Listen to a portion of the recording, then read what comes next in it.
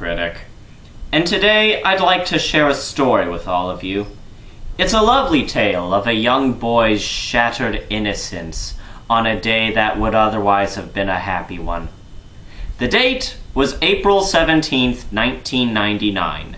A young boy named Gareth VanCamp was celebrating his 9th birthday. Now on his birthdays, his mother would take him to see any one movie of his choosing. The boy didn't know any better. Nor did his mother, for they had thought that it was a simple, innocent family comedy. But it was something more. Something evil. This was the first truly bad movie that the child had seen, and it left a wound so deep in his heart and soul that no amount of cake or presents could mend it. The boy began to doubt himself shortly afterward. He began to watch other movies that he had previously enjoyed, like Warriors of Virtue and Land Before Time 2, only to discover that they too were terrible movies. You see, this film had changed the boy's entire outlook on life, and continued to haunt him, even into adulthood, where he would spend his days using the internet as a means of venting his frustration toward terrible movies. What's that, you ask? What is the name of this movie? You wish to know the name of the movie that had turned an innocent young boy into the bitter man you see before you today? Fine, I shall let you know. But I warn you, just the title alone of this movie has been known to send many a brave man spiraling into madness. Baby Geniuses. A movie so indescribably bad that... You know what? Fuck the lead-in, let's just get this shit over with. The movie starts out with... Whoa! Jesus, buddy! What do you mean he's out? Hey, fellas! Think you could back up an inch or two, maybe? So a baby escapes from a research facility while the workers are trying to capture him. They finally catch up to him when... Okay, stop! Ugh, where do I begin? For starters, just look at this kid. This does not look like a baby. Hell, that doesn't even look human. Bad CG aside, however, this scene is also wrong because a baby cannot hurt a grown man with kung fu. It's physically impossible. Why? Because he's a fucking baby! You see, babies don't have fully developed muscles like adults do. While the average adult can lift somewhere between 50 to 150 pounds, the average baby can lift about 1. Therefore, being punched by a baby would hurt about as much as having a cotton ball thrown at you. Not to mention, because of the extreme weight difference, a baby would be unable to hold any sort of leverage against an adult. Not to mention the fact that babies lack the speed and agility required to use any sort of martial art.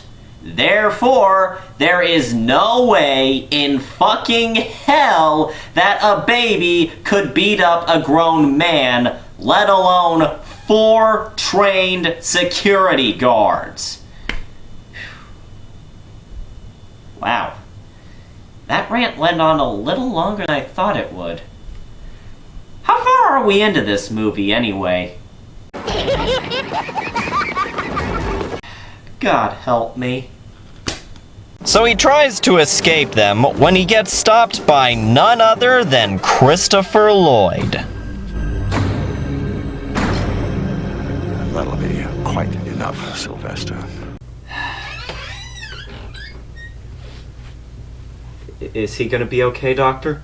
We did all we could, but Christopher Lloyd's career is dead. No! It's gonna be alright, man. No! So it turns out that the research facility is testing the Kinder method, a child development program that's supposed to turn out smarter babies. Sly, the baby who tried to escape earlier, is part of a special experiment to test the effectiveness of the program by having him raised under it, while his twin brother Whit is brought up by regular parenting methods. Also, it's crucial to the experiment that neither the twins nor the foster parents learned the existence of the other twin. We then cut to the CEO of the research facility, Dr. Kinder, played by Kathleen Turner, as she's opening up the world's largest indoor amusement park. Most of the park is centered on robotics. Robotic mascots, a robotic zoo, a robotic... Oh my God! The Watchers have descended! The end of the world is nigh! We cut back to the laboratory where Christopher Lloyd is telling Dr. Kinder his breakthrough discoveries about babies. What we hear as incoherent noise may actually be a musical masterpiece. Listen to our computer's interpretation of Basil's playing. Well, but if that's the case, it's possible that what we hear as baby talk is actually conversation. Yeah, just like what you would normally hear as me burping is actually me reciting Nobuo Uematsu compositions. No, seriously, watch. Translator on.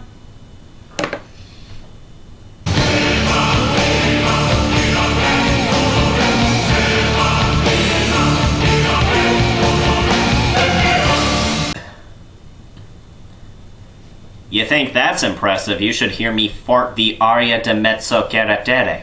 So through a series of incredibly stupid implications, they determine that all babies are born with infinite knowledge of the secrets of the universe, but forget it all when they cross over and start to learn how to speak our language. And this is confirmed to the audience when the babies from the lab sit around and make fun of the doctors. Listen, Doc, if you're gonna talk out of your ass all the time, maybe you should wear a bow tie on your butt. A bow tie on her butt? That doesn't even make sense. You know, for a super genius, this kid is seriously lacking wit here. So we cut to a daycare being run by Whit's foster parents, Dr. Kinder's niece, and her husband, Peter McNichol. Peter McNichol. Because when I think caring father figure, I think creepy guy from Ghostbusters 2.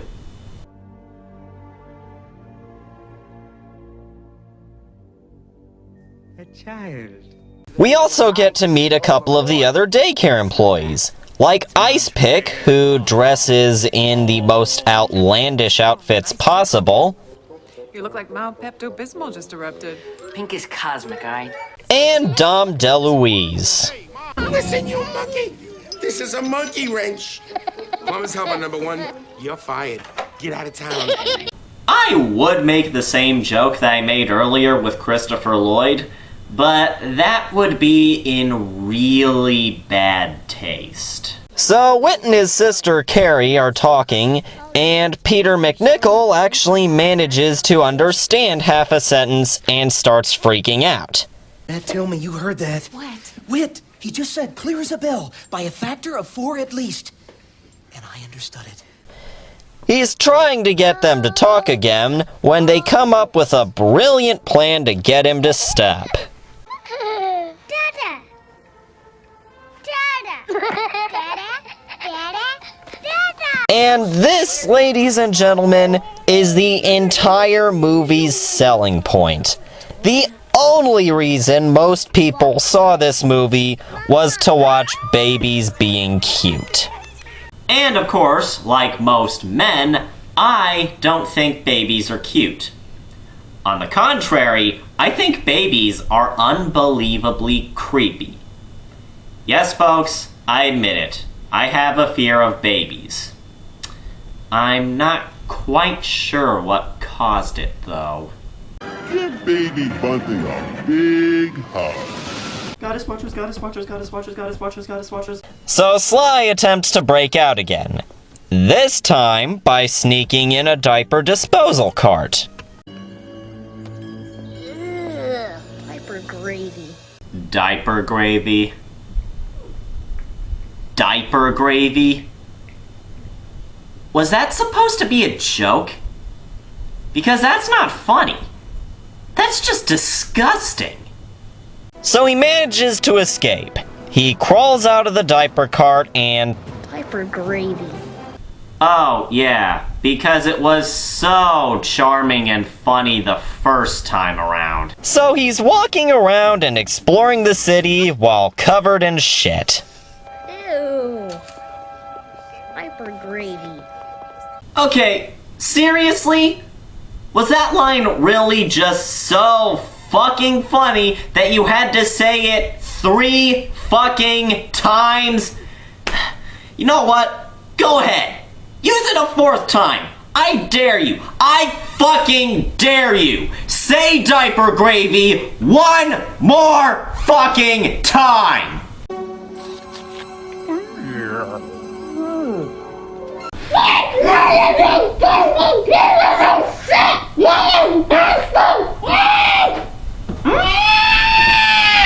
So he sneaks into another baby's stroller and switches clothes with the baby inside. Collie. What are we trying to imply here? So he sneaks into a mall and we're treated to a really pointless montage. By the way, remember the stupid pointless dancing scenes from Spider-Man 3 and Sleepwalkers? Well, they have nothing compared to this.